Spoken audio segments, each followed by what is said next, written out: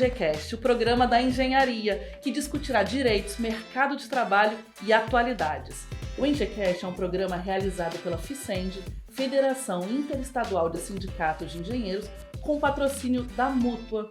E hoje o nosso tema é sobre direitos, engenharia e sindicato. Afinal, sindicato é para quem e para quê? E nós recebemos hoje Heloísa Moraes e Elaine Santana. Bem-vindas! Obrigada pelo convite. Heloísa Moraes é natural do Recife, graduada em Engenharia Civil e mestre em Engenharia de Transporte pela Universidade Federal de Pernambuco. É engenheira da autarquia de urbanização do Recife desde 1986. Atua também como projetista de instalações prediais, pavimentação e drenagem urbana, contenção de encostas e etapeamento de obras.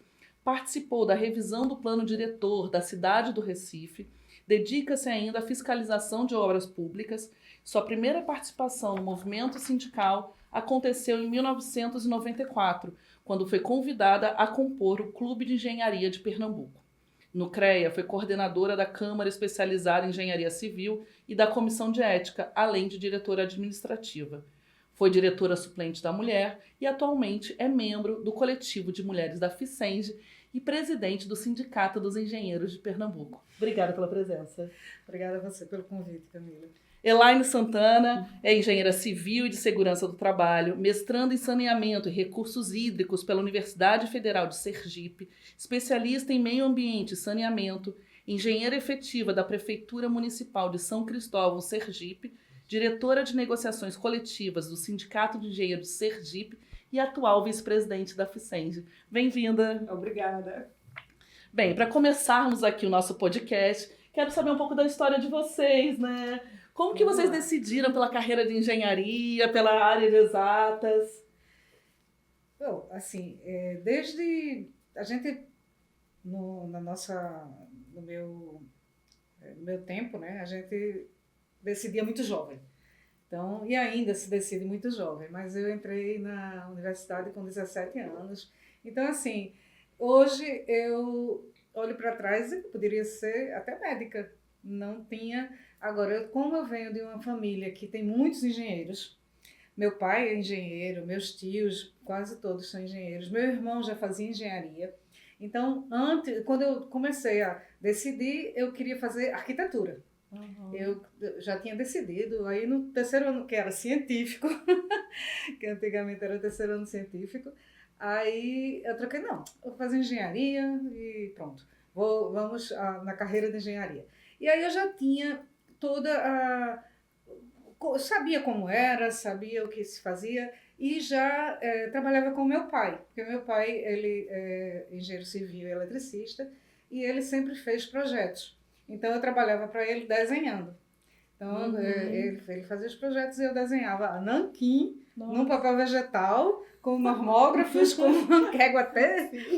E aí, assim, gosto muito dessa área, tanto que até hoje eu também tenho uma consultoria onde eu faço, como você falou, projetos de instalações prediais. Na minha vida profissional como empregado, eu entrei na URB Recife em 1986, quando você falou, e a gente foi muito desafiador, porque eu entrei na área de contenção de encosta. Uhum. E nessa época, a gente não tinha uma expertise tão grande como tem hoje. Então, a contenção as encostas eram muito vulneráveis. Ainda são um pouco, mas hoje a gente já tem como tratar, já conhece mais, já tem um protocolo bem definido de como tratar a contenção de encosta. Então foi muito bom, porque a gente entrou nos morros, principalmente, né, que é a parte de contenção de encosta, onde era uma população que faltava tudo. Em 86, ainda a ocupação dos morros do Recife ainda era muito desordenada, muito sem planejamento, então isso acarretava vários acidentes, desastres naturais, porque não se sabia como. Então, uma coisa que a gente entrou, além da engenharia, foi na educação, porque a gente teve um apoio da prefeitura e fazíamos uma ida aos bairros, antes de fazer a contenção propriamente dita, e a gente começava a educar como a gente pode ocupar o morro. como você fazer uma ocupação não formal, mas que tenha uma diretriz, que você que fique seguro, que a gente tenha como escoar as águas, que não colocar lixo nas barreiras, tratar também a questão da vegetação, né? A vegetação nos morros é muito importante, porque tanto ela segura como ela derruba. Então, dependendo da espécie que é plantada, exatamente. Né? A gente ela pode reter a água, mas, por exemplo, bananeira. Né? Ah, não sabia. Que nordestino adora bananeira e encosta. Pois é uma coisa assim, bem... Mas não é bom, então? Não, é a pior espécie para você colocar em um declive, né? Então, e o pessoal lá tem essa... Não sei se é essa ilusão de que bananeira segura, mas ela não tem raízes muito profundas, né? E quando ela dá, né? Quando faz a poda da banana, tira o cacho da banana, a raiz ela apodrece. Então ela vai brotar de novo, mas aquela raiz ela tá podre. Então quando chega a água, a chuva, ela sai e vai arrastando o solo, vai arrastando tudo que tiver pela frente. E ela é pesada, né? Você não tira o cacho e poda. Se ela deixasse lá só a raiz, ela ia apodrecer e não ia fazer tanto problema. Mas ela, com a raiz podre, ela tomba e ela arrasta, porque ela é pesada. As folhas da bananeira são muito... E qual que é a vegetação adequada para esse tipo de encosta? Capim, que é rasteiro. Mas capim também tem uma raizinha aqui. Né? Não tem, mas ele tem uma raiz que ela segura, ela é uma raiz entrelaçada, então ela faz um suporte no solo bom. Agora também não é todo capim, né? Ela também trabalha com isso, ela sabe, a prefeitura a gente tem... E aí, assim, o que também, nas encostas, o que é bem importante é tirar a água. Então a drenagem é muito importante, mais importante do que a vegetação é a drenagem. Então a gente tem que fazer uma drenagem boa, de crista. Geralmente a pessoa vai e corta, assim, faz um patamar, né? Faz um L e faz a casinha ali. A pior solução que a pessoa pode ocupar um morro. Então a gente também entrou no morro para que vai ocupar, não tem moradia, vamos ocupar direito? Então você tem que fazer um corte inclinado, de preferência a 45 graus, plantar ou fazer uma impermeabilização, que hoje a gente, como tem várias ocupações já consolidadas, a gente pode também botar uma geomanta, pode fazer um revestimento em alvenaria não, desculpa, em argamassa de cimento, é uma tela argamassada. Então você faz o papel do capim, das raízes do capim. Mas aí ela impermeabiliza aquela parte e aí não tem. E aí o importante é a drenagem. Aí numa solução que não tem jeito de ser tratado a encosta, tem que fazer um muro de arrimo. Aí é muro de pedra, que é uma solução cara. Às vezes as pessoas até tinham essa ilusão, não, vamos fazer um muro de pedra, porque pedra é que segura. E não é bem assim, a gente pode fazer outras. Então, isso para mim foi muito interessante, porque a gente, além da teoria que a gente aprendeu, que eu aprendi na faculdade, a gente, lá na URB, que é a Autarquia de Urbanização, a gente chama URB, ela deu uma liberdade, o presidente e o diretor de obras, para que a gente tratasse o morro dessa forma integrada e dando várias soluções. Então a gente teve um presidente que fez Jair Guzmão, que ele era expert em mecânica de solos. Sim. Um dos papas da geotecnia do Brasil. Isso, mecânica de solos, né? Então, assim, ele foi o presidente da URB e aí ele inovou com essa visão. Então, foi muito importante para a minha carreira profissional, porque a gente teve liberdade para propor soluções, eram ocupações enormes, onde não tinha projeto, porque era um pouco não dava tempo de fazer os projetos, porque a solução, inclusive o contrato era dito emergencial. A gente tinha os emergenciais, que era um contrato guarda-chuva, que naquela época podia fazer, hoje em dia não pode mais, mas era um contrato onde a gente tinha uma liberdade também de fazer esse projeto e de executar. E aí foi uma escola, né? Foi uma escola, mas, por outro lado, eu também não deixei a minha carreira de projetista. Então, eu continuei, junto com meu pai, fazendo os projetos de instalações, principalmente, instalações elétricas de baixa tensão, né, que os eletricistas ficam, porque eu sou engenheira civil, e aí os engenheiros eletricistas não gostam, né? Treta. Aí é do CREA. Já fui do CREA. Tretas na engenharia. Não, é o tal de sombreamento que a gente... Pode fazer esse programa. Viu? Vamos Tretas fazer na hashtag engenharia. tretas na Tretas na engenharia. Vamos engenharia. fazer esse quadro Tem aqui. civil e eletricista, civil e mecânico, sempre o civil. Certo? Segurança do trabalho e mecânico tem muita treta, viu? A gente pode fazer E aproveita e já conta pra gente aqui sua história, Elaine. Como que a engenharia pode ser aplicada também na sociedade? A minha história com engenharia é engraçada, porque eu fui para engenharia por causa de uma aposta. Por certo? quê? Fiz uma aposta com um amigo meu que ele disse que passava em primeiro lugar na escola técnica para ser técnico em edificações e eu disse que quem passa sou eu. E a gente fez a prova e nós dois passamos. Só que ele fez por brincadeira. E eu disse, já que eu passei, eu vou fazer. Aí fiz escola técnica, me formei em técnico em edificações. Fui para a obra com 17 anos e gostei. E de lá eu não saí mais. Aí eu tive um chefe que era engenheiro, né, que era do sindicato, que era Oswaldo Nascimento, amigo de minha mãe, que ele disse, ei, você vai fazer engenharia? Eu disse, não, Oswaldo, eu sou pobre. Esse negócio de engenheiro é coisa de rico. Ele, de jeito nenhum, moça. Você vai fazer engenharia. Mais pobre do que você eu era e eu consegui. Você vai fazer. Ele me incentivou e eu, apesar de ter estudado em escola pública, o segundo grau inteiro, com muito esforço a gente conseguiu entrar ali na Federal, né, e me formei. E aí tomei gosto. E aí me apaixonei pela engenharia. Eu sempre achei que ia ser advogada quando era pequena. Né? Tenho todo o perfil, não tenho não. Tem. Mas caí na engenharia e, assim, me descobri lá dentro. Porque engenharia, para quem está de fora, vê aquelas pessoas sistemáticas, né? Tem um padrão que as pessoas estão de fora veem, mas só que quando a gente entra, a engenharia tem um leque de atuação incrível, certo? Eu já trabalhei muita coisa dentro da engenharia. Hoje, eu sou concursada, né, de uma prefeitura do interior de Sergipe. Eu sou engenheira fiscal. Tem 4 meses só que eu assumi, então sou nova na prefeitura. E tenho quase 20 anos de atuação dentro da engenharia, né, como engenheira. Quase 20 anos de formada. Então, é uma área que é apaixonante. Às vezes também é muito desafiadora quando você é mulher, né? Porque quando você é homem, as portas se abrem com maior facilidade. Eu já tive vários, e a gente pode fazer até outro programa sobre isso, sobre os desafios que a mulher enfrenta só por ser engenheira. Conta pra certo? gente um pouco. Eu já passei por várias situações, inclusive de discriminação mesmo.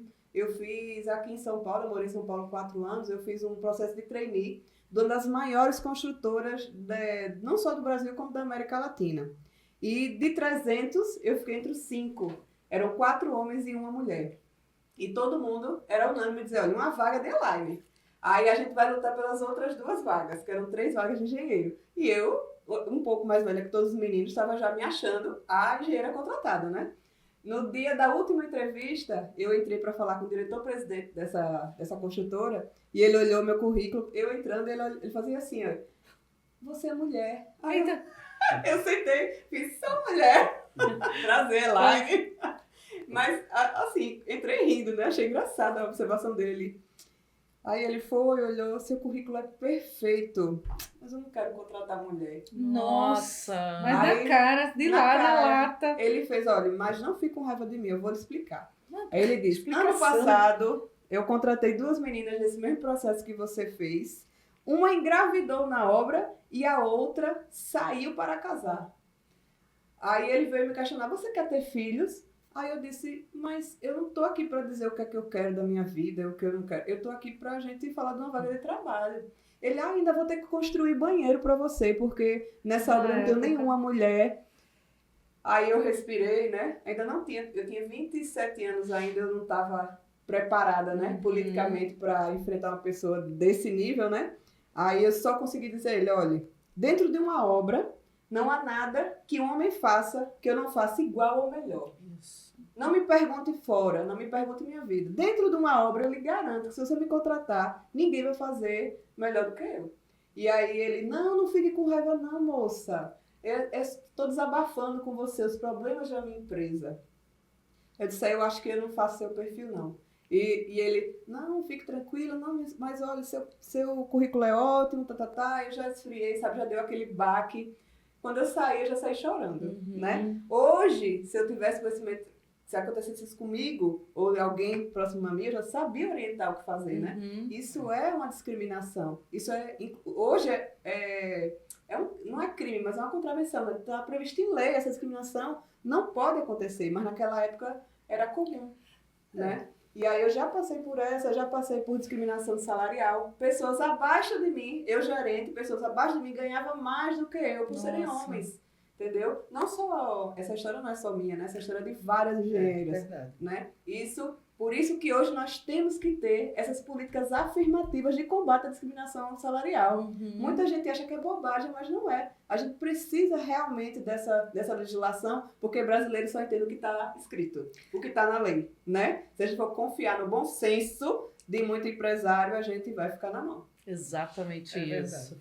E te ouvindo, Elaine, eu lembrei aqui de duas coisas, dois momentos importantes. Das histórias da engenheira Eugênia. Sim. Uma delas é sobre a falta de banheiro no canteiro de obras. Isso. E outra que foi bastante impactante pra gente foi quando as histórias foram levadas pra favela do Rio de Janeiro e as crianças pobres, faveladas, diziam que engenharia é coisa de gente rica. Que não poderiam, portanto, cursar engenharia. Exatamente. E como a gente acha que um sonho não pode ser concretizado, né? E a gente precisa realmente de política afirmativa. Exatamente. A presidenta do meu sindicato, que é Marina, que é engenheira agrônoma. Oi, Marina, tô aqui, viu? Ela, além de ser uma das minhas melhores amigas, é uma mulher incrível. E a gente assina embaixo. Né? A gente tem esse trabalho, uma vez ela já foi, outra vez eu já fui, em escolas públicas. Eu tenho uma amiga que é professora de escola pública, ensino básico. A gente vai lá e diz, olha, a gente é engenheira, nós somos mulheres e todos vocês aqui podem ser engenheiros também. Meninos e meninas. E meninas, não desacreditem. É difícil, às vezes, a matemática... Né? Tem uma lenda que mulher sabe mesmo matemática, não é verdade. Minha vida inteira as meninas sempre foram melhores em matemática em todas as turmas que eu estudei, mas existe essa lenda urbana aí, né? E eu sempre digo, olha, aí eles sempre me perguntam assim, tia, mas o dinheiro é bom? Não, é muito não. Eu digo, olha, veja bem, medicina é melhor. Mas o trabalho, quando você gosta do trabalho, é a coisa mais linda. Você passar num lugar, ver que você construiu, passar numa escola, ver que você reformou, certo? Toda vez que eu passo em alguma coisa que eu trabalhei, eu tenho um orgulho, por mais simples que seja, eu digo, olha, ali tem meu dedinho, né? Isso. Então isso é muito gratificante. E esse trabalho é que leva meninas para a nossa área, né? Sim. Não só de engenharia, das exatas. Sim. E falando em dinheiro, né? Falando em dinheiro no bolso, Elô, você é a primeira mulher eleita presidente do sindicato. O dinheiro é bom? Não, o dinheiro é ótimo. Agora a gente ganhar ele é difícil.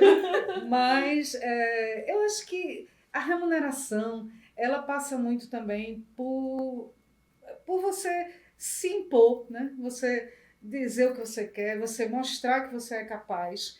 E a gente vai conquistando. Realmente tem essa desigualdade na engenharia, mas também tem casos de muitos sucessos, inclusive com engenheiras que são donas de construtoras. Lá em Recife, a gente tem muito... Quando eu entrei na faculdade em 81, e na minha turma já tinham 15 meninas que passaram numa turma de 50. Já foi 0, né? Já foi 2. Na época de meu pai, já tinha uma engenheira. Papai se formou-se em 1958, e na turma dele, da Universidade Federal de Pernambuco, já tinham 2 engenheiras. Uma formou-se, a outra ficou para formar no outro ano, porque casou, teve filho, mas ela depois voltou e concluiu o curso. Nós temos vários exemplos de mulheres que são donas de empreendimentos, estão à frente da empresa. E assim, eu acho que esse é o nosso papel também, como a Elaine falou, dar visibilidade, mostrar os casos de sucesso, que isso é muito importante para estimular, né? Então a gente tem, e aí quando a gente fala que, além de falando que a gente a engenharia realmente ela abre um pouco também a questão da lógica, a questão... Tudo é mais fácil, desculpem as outras profissões, mas para o engenheiro, a gente a gente consegue entender qualquer coisa. Sim. Pode não ter as mesmas habilidades, as mesmas aptidões, mas a gente entende de tudo. Somos, assim, os experts. Desenroladores. Isso. Entanto, eu tô brincando um pouquinho, claro que de jeito nenhum, cada um tem respeito demais todas as profissões. Você sabe disso, Camila. Mas, assim, quando, por exemplo, eu entrei em 81, me formei em 85, e era um tempo que não tinha assim, tantas oportunidades. Logo depois, foi a Constituição de 88, onde houve a obrigatoriedade dos concursos. Uhum. Então, com a Receita Federal, Tribunal de Contas, INSS, todos esses órgãos, na minha turma, várias pessoas passaram em primeiro lugar. Na Polícia Federal tem uma colega de turma que passou em primeiro lugar. Então, assim, quando você começou os concursos, o engenheiro, e tanto é que depois fizeram, assim, já notaram que estava acontecendo isso e começaram a restringir as vagas para as pessoas que tinham a formação que era para aquela vaga. E aí, assim, mas você vê que com engenharia, ela abre, mesmo que você não faça, não siga a carreira, mas uma formação em engenharia, ela é uma formação bem completa. Então, o jovem que vai para a engenharia, ele se torna apto a fazer outras coisas. Como também tem colegas que formou-se comigo, que hoje é médico.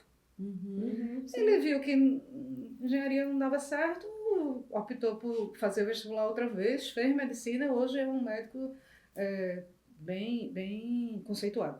E aí também, na federal principalmente, também tem muito o lado acadêmico. Vários colegas também continuaram na universidade e hoje são professores, são pessoas que transmitem, né? Porque geralmente a federal ela dá mais, não desmerecendo as outras faculdades, mas ela tem esse caminho do cientista. Hoje tem jovens cientistas, né, que também... Programa Jovens Cientistas do governo federal. Esse é um programa... E para as mulheres. Exatamente. Né? Mais de 100 milhões de investimentos. Isso aí é muito importante, porque mostra que a capacidade, né, feminina. Exatamente. Mas, Elô, você percebe nessas áreas todas de atuação que, por exemplo, o salário mínimo profissional, ele é cumprido? Olha, essa é um detalhe que ele não é cumprido nem para homens nem para mulheres. Então, muitos dos homens também se submetem a salários muito baixos. A gente tem uma lei onde ela, foi em 1966. Elaine é mais as leis e CREA, aí ela fala bem melhor do que eu. Mas, né, Elaine, ele, desde lá, a gente tem, um dos artigos dele, ele exclui o serviço público.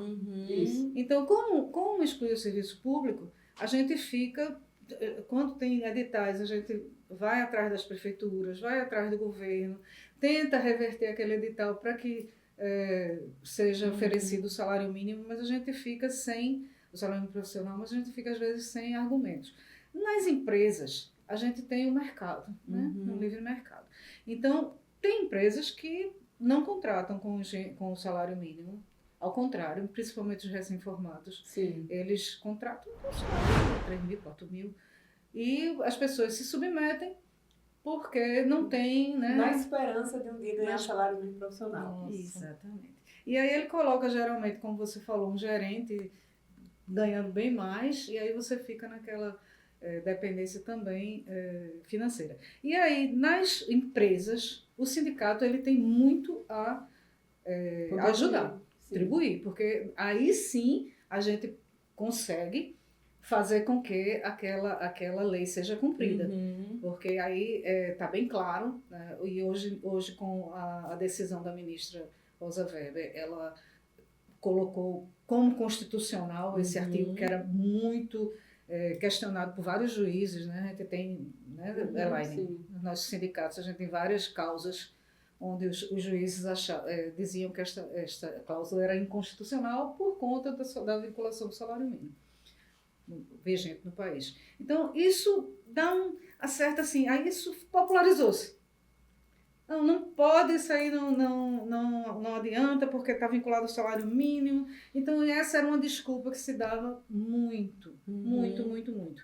E aí, com essa decisão do ano de 22, aí a gente conseguiu, pela constitucionalidade, congelou. Porém, congelou. Isso. No valor fixo. Congelou no valor fixo, que foi um valor bom na época, ainda tinha, para um recém-formado, por exemplo, é um valor bastante atraente, né? É uma profissão que tem um valor atraente para um mínimo, né? Mas como nosso presidente diz, a gente devia questionar o teto, não o mínimo. Exatamente. Mas aí a gente ainda está aí procurando o mínimo. E aí o sindicato ele judicializa muitas vezes, mas sempre tem um pouco de resistência. Porque hoje, com o advento aí das faculdades particulares, o EAD, que eu tenho ódio, horror, eu não consigo imaginar um engenheiro formado à distância, mas tem. Então, com isso, o mercado ficou muito vasto e tem muita gente. Então, as pessoas também têm medo.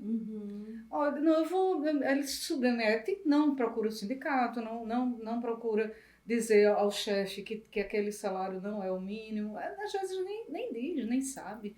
Então, essa divulgação, essa valorização profissional é muito importante, tanto pelos sindicatos como pelos CREAs, que é o órgão fiscalizador, né, Elaine? Eu acho que a Elaine pode falar bem melhor, porque ela teve lá dentro do CREA, sobre a atuação do CREA no salário mínimo profissional. E como convencer também o profissional a confiar no sindicato, a ir para o sindicato? Ele tocou num ponto assim, uma ferida, inclusive do nosso movimento sindical. Muitos profissionais, eles atribuem ao CREA a obrigação de fiscalizar o nosso salário. Mas, por lei, o CREA tem a obrigação de fiscalizar o exercício profissional, não a remuneração. A fiscalização do salário cabe à categoria, ao sindicato, certo? O CREA pode ajudar. O CREA pode ajudar de forma política, conversar com o prefeito, né? Atenção, por favor, converse com o meu prefeito, certo? Aumentar o meu salário. Né? A gente precisa de uma ajuda institucional, mas a atribuição legal é do sindicato. A gente é que tem que estar junto com as empresas, com as prefeituras, com os órgãos e empresas públicas, para lutar por essa equalização, porque é muito distante, se você for ver a média salarial dos profissionais de empresas particulares, profissionais de empresa pública. E se a gente fizer o recorte de temporal, porque aqueles profissionais antigos, mais antigos, até que têm uma remuneração melhor, mas os que entraram de 2012 para cá, também tem. E não tem, um salário, não acompanha, 2 salários. Eu já vi vagas de R$ 1.200 para engenheiro. Sim, porque a lei olha outro podcast bom, a história do salário mínimo profissional, como é que a gente chegou nessa cilada que hoje é o nosso salário mínimo profissional, né? Por que ele começou a existir? Como foi a história? Quem foi a pessoa que disse, vamos fazer uma lei de salário mínimo profissional? Isso tudo foi durante a ditadura. E naquela época, os profissionais de engenharia dos órgãos públicos ganhavam muito bem. Então, os militares disseram, ei, do meu eu cuido.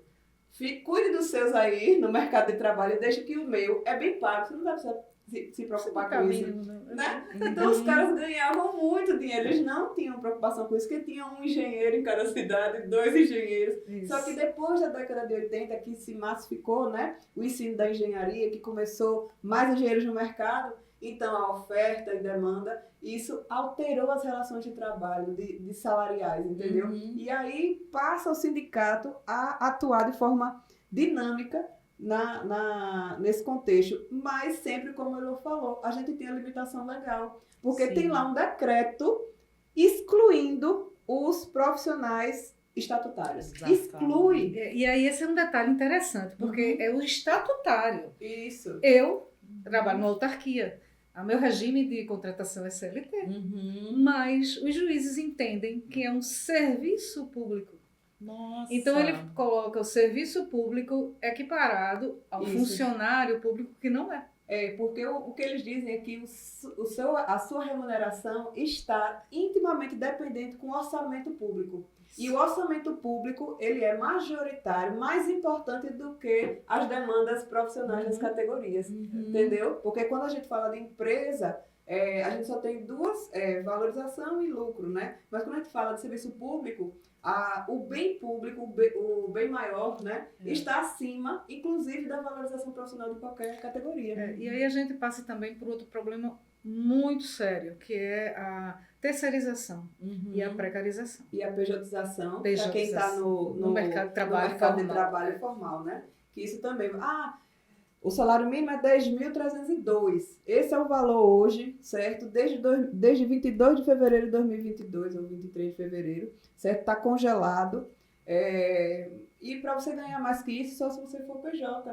Na maioria dos casos. E assim, eles contratam como PJ com este valor. Só que com todas as deduções legais, você termina ganhando líquido, valor bem menos. Você não tem a remuneração. Não tem férias, não tem 13º, não tem direito de licença maternidade. Não tem licença maternidade. Tem garantia nenhuma. E ainda cobram do PJ uma assiduidade, uma pontualidade, que isso também... Como se fosse a CLT. Como se fosse a CLT. E não é, né? Na hora que você contrata um engenheiro PJ, é por demanda. Olha, você tem que entregar esse projeto aqui, certo?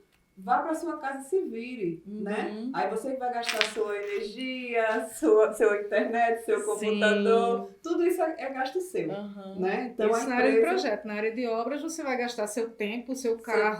Seu carro, sua gasolina. Tudo seus EPIs. Sua conta. Exatamente. Tudo E os engenheiros, as engenheiras que quiserem um reajuste, por que tem que procurar o sindicato? Porque é o único local que tem atribuição legal de fazer isso, é sindicato. As associações podem atuar? Podem, mas elas não têm o amparo legal, certo? Vai chegar em algum momento que elas lutam, mas pode ser que na hora da negociação final ela tenha esse entrave, porque o nosso sistema sindical do Brasil, ele como é que fala? Por categoria, né? E não pode ter mais de um por estado. Então, se a associação gerar conflito com o sindicato também, isso é ruim. Então, é a casa do engenheiro, é onde você pode ir, você vai ser atendido, sua demanda vai ser tratada, né?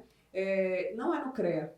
O CREA é para ali fiscalizar. O CREA é para ali fiscalizar. Para fiscalizar, assim, e para proteger a sociedade. Isso, para proteger dos maus profissionais também. Também, para garantir que aqueles serviços de engenharia estão sendo feitos por uma pessoa capacitada e competente para aquilo. Porque, para não gerar um charlatanismo, entre aspas, na engenharia. Sim. Porque muita gente contrata qualquer profissional de nível médio e vamos dizer uma casa, vou fazer uma casa. Então ele contrata um pedreiro, um encanador, um eletricista. Ele mesmo diz, eu quero um quarto aqui, uma banheira ali. E as pessoas que têm um certo entendimento terminam fazendo. Só que ele faz de uma maneira mais cara, ele faz de uma maneira, às vezes, não segura, às vezes ele erra nos dimensionamentos de hidráulicos, de elétrica, e pode acarretar acidentes. Muitas vezes fica muito bom, uma casa maravilhosa, mas ela poderia ter sido maravilhosa e mais barata. E mais funcional. Mais eficiente, dentro da norma, dentro da lei. E de critérios éticos também. Exatamente. Também. E aí a ética é muito bom você falar, porque nós temos um código de ética, né? Elaine, eu não lembro, Elaine sabe. Qual é a resolução? Resolução 1002, resolução 1004. Isso. Essas resoluções são as resoluções do CONFEA. Tem uma numeração que a Elaine é CAC. Estarão na descrição desse episódio. Nossa, me engasguei. E aí é muito interessante você falar sobre isso, que quando você falou, eu me lembrei que no Código de Ética está lá dito que você não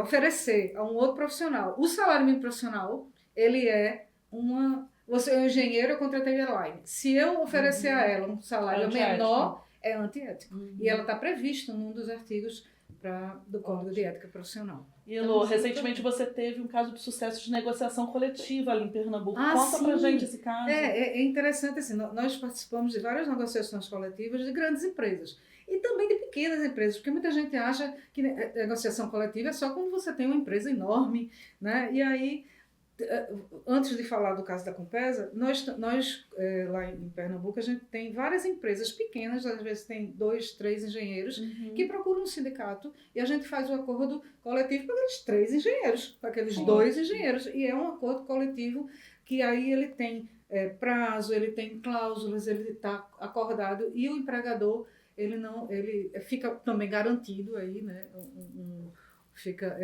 A gente negocia junto. E tem sido um caso de sucesso para essas pequenas empresas. Para as grandes empresas, a gente geralmente, no caso da Compesa, nós trabalhamos junto com o Sindicato dos Urbanitários, que é o sindicato majoritário da empresa. Né? Porque a empresa tem outros profissionais, como a Chesf, como a Eletrobras, como Petrobras. Todas essas empresas ela tem uma são várias categorias que trabalham nela. Então, tem um sindicato, no caso da Compesa, dos urbanitários.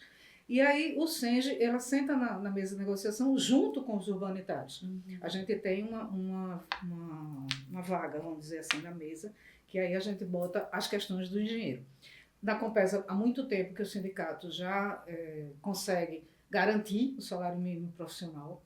E esse ano, junto com os urbanitários, a gente garantiu às mulheres que estão de licença maternidade. Antigamente, elas não recebiam o ticket de alimentação. Aí, a partir desse ano ainda, já vão, durante a vigência da licença maternidade, elas também vão receber o ticket de alimentação. Que massa. Mesmo sendo que ela fica no benefício, mas a Compesa ela vai arcar com esse ticket. Então, isso foi muito bom, porque ela dá uma segurança, né? Sim, uma segurança financeira, porque isso, hoje em dia, também é salário, é um salário indireto, mas é salário também. Exatamente. E, Elaine, você é negociadora. Você tem algum caso de sucesso lá também em Sergipe, de negociação coletiva? E quais são as principais reivindicações dos profissionais de engenharia? Como Elô falou, a gente negocia para todo tipo de empresa. Certo? Das negociações que eu fiz, a que mais tinha engenheiro tinha 14 e teve uma que tinha 2.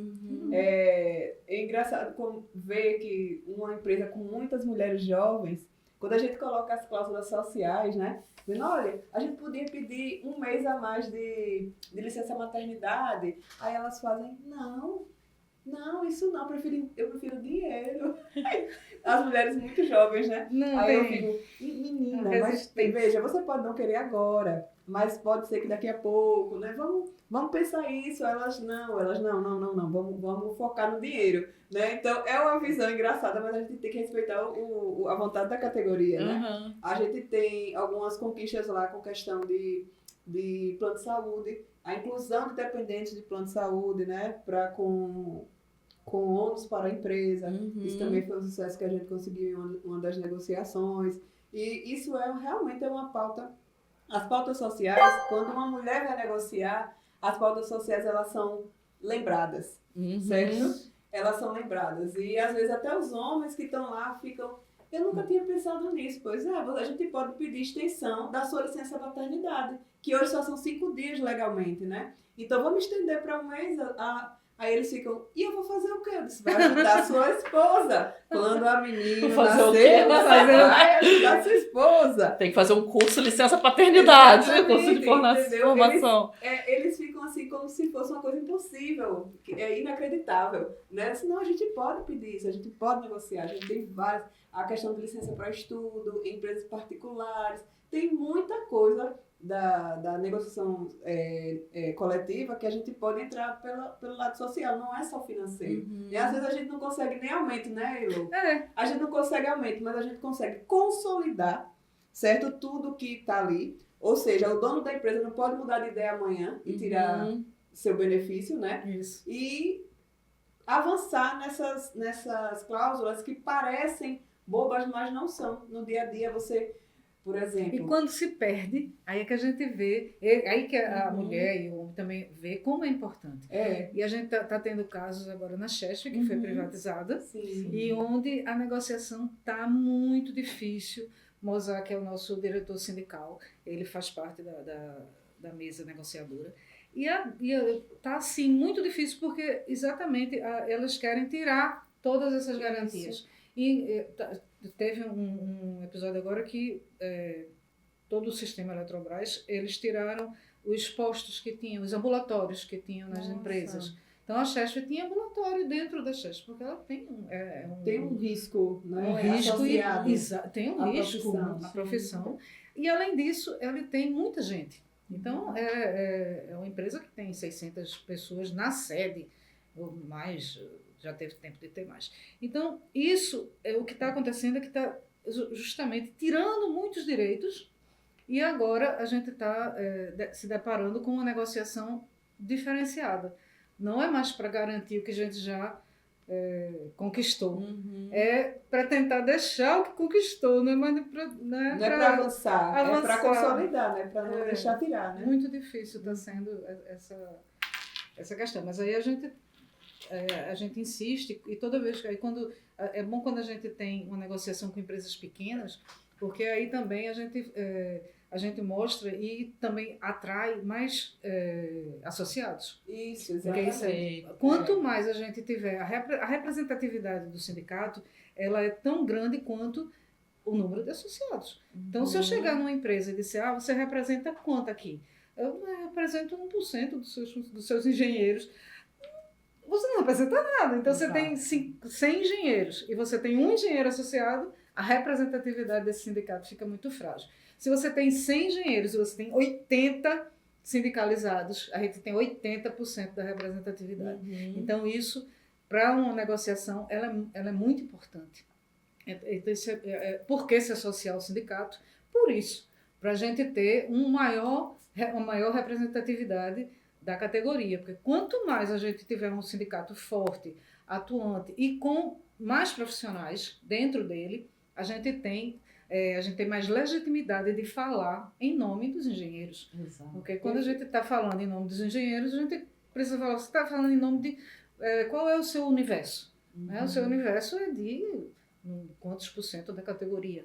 Então, isso é muito importante também, a gente lembrar, principalmente para os jovens, que é importante fazer parte da categoria. Porque hoje em dia, não só em engenharia, não só em sindicato, mas na vida toda, a gente vê que os jovens estão muito individualistas. Né? Eles estão muito em casa, estão muito só com o computador, você tem muito trabalho remoto, não tem mais aquela troca de experiência. Porque quando a gente está junto lá na empresa presencial, aí a gente vê que a Laine teve um bebê, ela passou 6 meses, 4 meses, né? E voltou e está na ativa. Então é bom. Você, quando teve um bebê, você não vai perder a sua capacidade nem a sua competência. Isso. Então ela volta para a empresa e ela tem até mais um gás, porque ela ficou fora, ela já agora tem um menino para sustentar, o boleto da escola. Exatamente. Os boletos não param, multiplicam. E aí é muito bom, sabe, você ter esse norte. Aí a gente fala, vamos botar um auxílio creche. Para quê? Vai onerar a empresa. Mas aí você dá uma tranquilidade para a mulher que tem o bebê.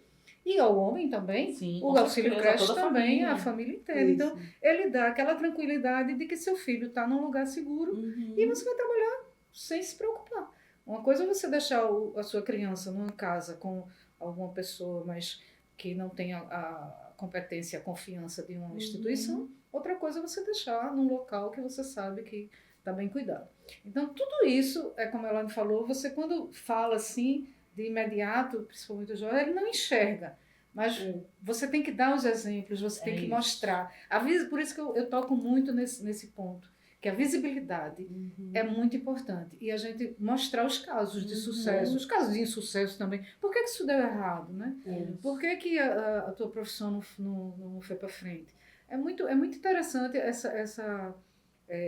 demonstrar isso e mostrar casos, os 2 casos, mas mais os casos de sucesso envolvendo as engenheiras. Perfeito. E lembrando que se você, profissional de engenharia, quiser procurar o seu sindicato e se filiar, entre no site da Ficenge, www.ficenge.org.br e procure o sindicato do seu estado ali.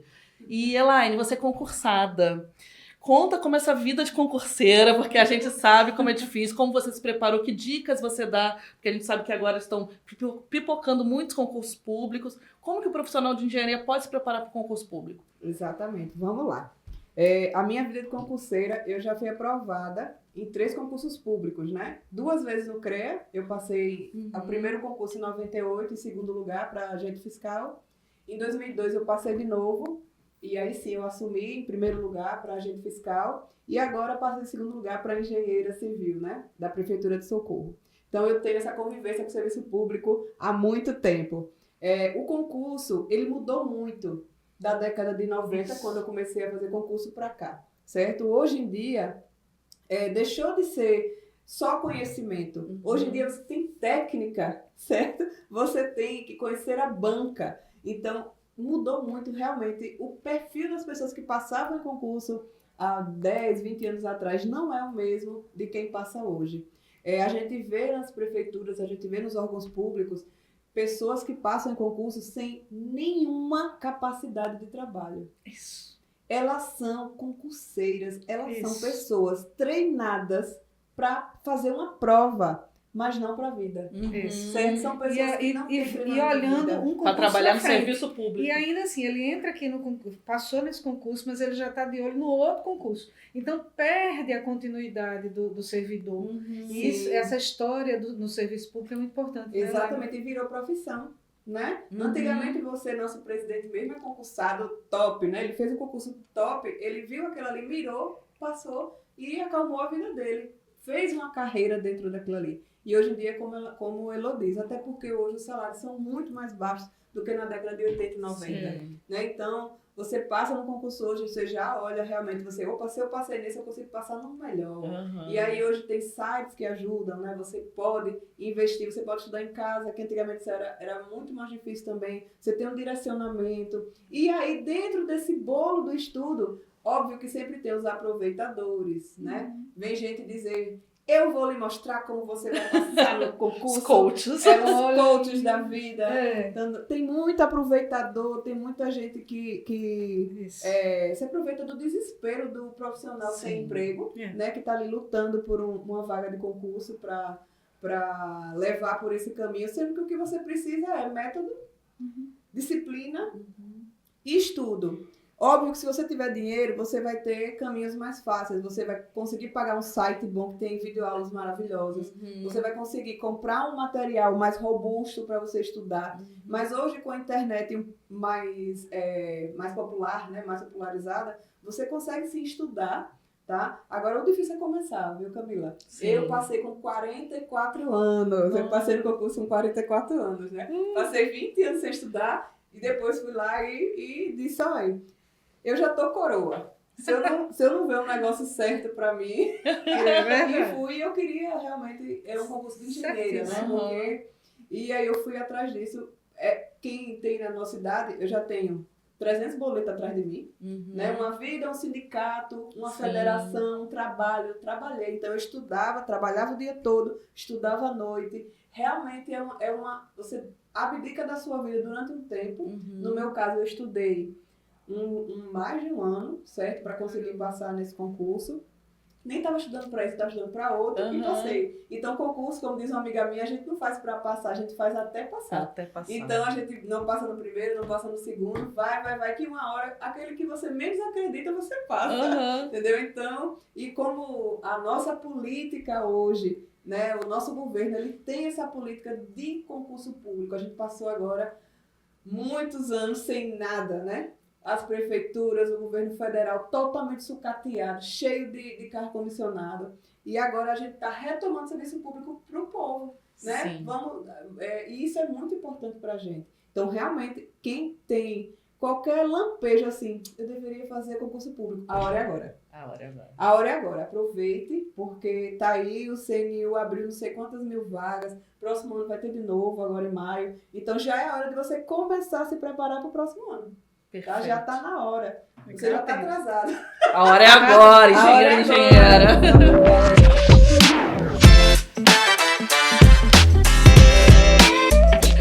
Bem, chegou a hora do nosso quadro Engenharia Também é Cultura. E nós aqui no EngCast vamos indicar a organização Coding Rights, que é uma organização feminista que atua pela democratização da tecnologia e também pela transparência dos algoritmos. Lembrando que a descrição estará toda no episódio, essa indicação estará na descrição dos episódios. E quero perguntar para vocês, qual a indicação de vocês? Elô?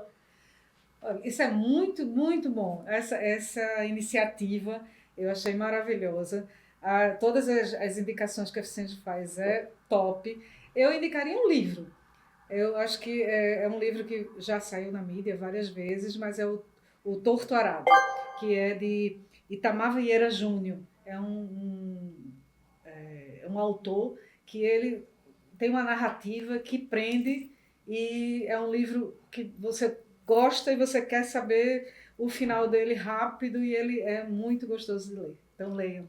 Obrigada. E para você, Elaine? Olha, eu tenho essa cara de durona, mas eu sou fofa, certo? Eu me emociono com tudo. Qual o seu signo? Vixe, olha, meu ascendente é câncer. É o ascendente que tá atuando. Eu sou muito dramática, eu choro muito. E aí eu assisti um filme ontem chamado O Pior Vizinho do Mundo, com Tom Hanks.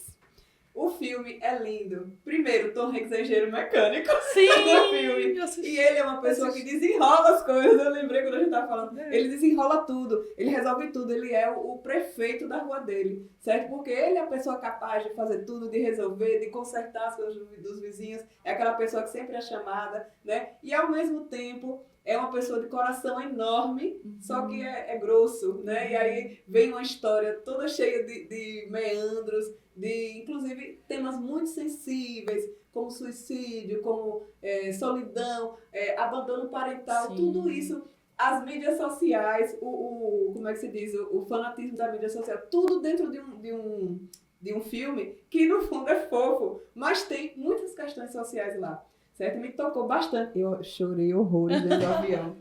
As pessoas olhavam pra mim e diziam, essa moça tá passando. E eu aqui, ai meu Deus, ainda tinha um gato, porque eu sou gateira. Pronto, aí ganhou meu coração. Então, O Pior Vizinho do Mundo com Tom Hanks. Obrigada.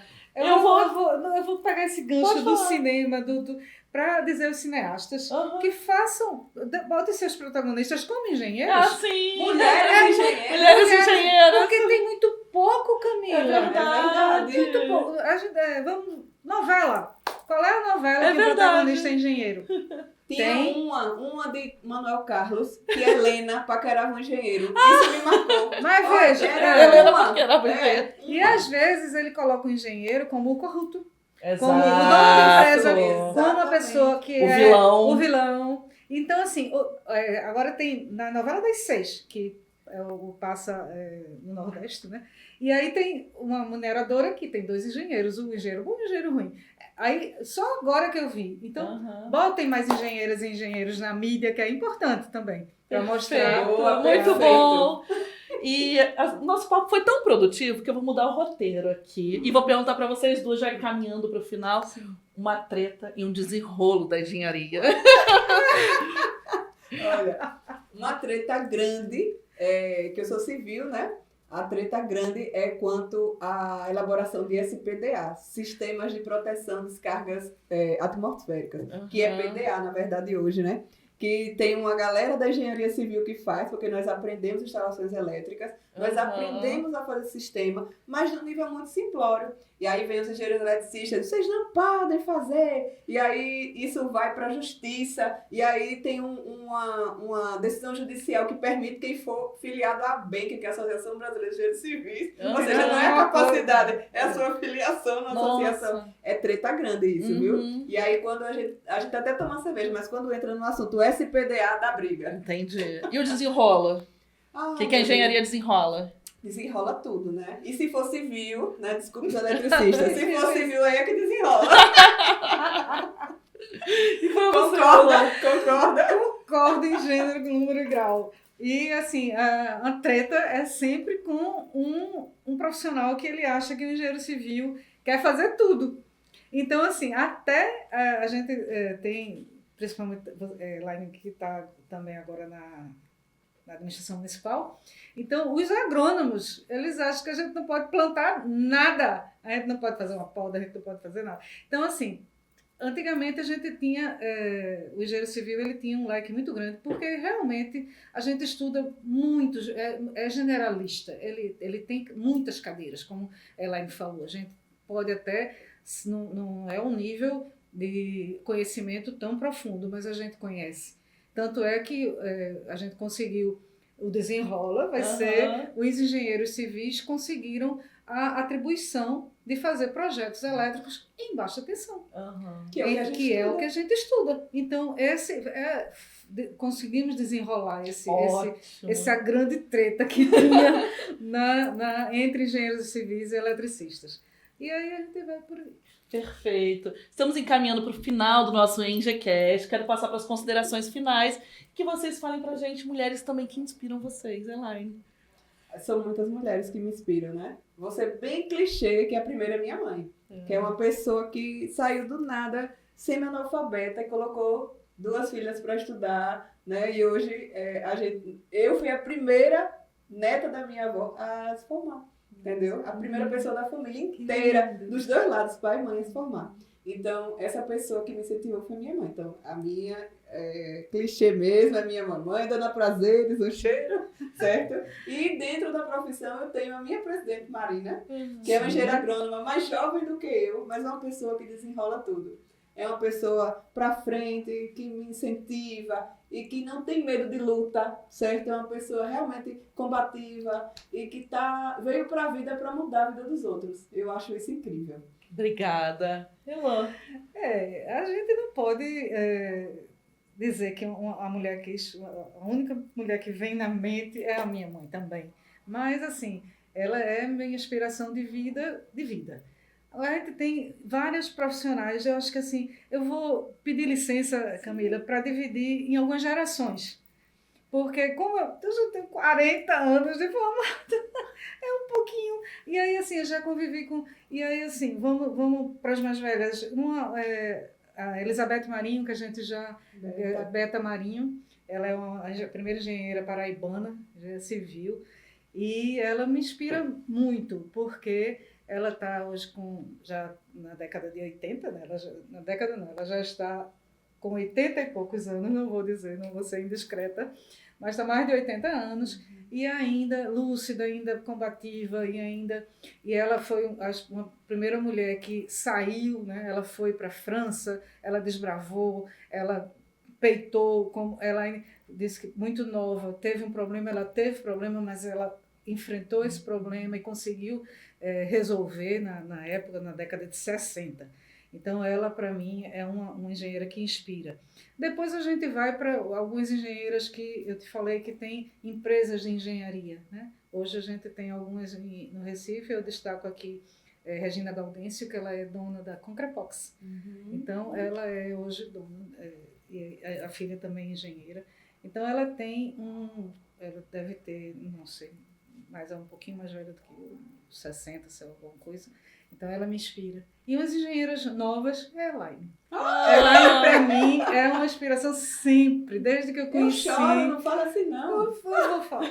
Porque já conheço, eu já fazia parte da oficina quando a Elaine chegou. E, assim, essa leveza que a Elaine tem, e essa capacidade de se emocionar, essa capacidade de mostrar e de falar, porque ela fala o que a gente quer ouvir. Pelos cotovelos. Não, mas você fala com propriedade, você fala com competência e você fala o que a gente gostaria de falar. Então, obrigada! Querida, e aí, por aí a gente vai e vamos para frente. E tem as estagiárias, minhas estagiárias. Vocês são o nosso futuro. Obrigada, Elô. Quero agradecer a presença de vocês. Muito obrigada. Foi uma conversa linda. E já queremos vocês de volta aqui ao nosso estúdio. Lembrando que o ENGECast é gravado aqui no Estúdio Camarada, que é da Ficende, junto com o Sende Rio, e conta com o patrocínio da Mútua. Se você gostou desse episódio, envie para os seus colegas, para os seus amigos, para sua família. Compartilha nos stories, no WhatsApp, em todas as redes sociais. E manda. E bota o nosso @Ficende de federação sem cedilha e sem tio. Muito obrigada e até o próximo episódio.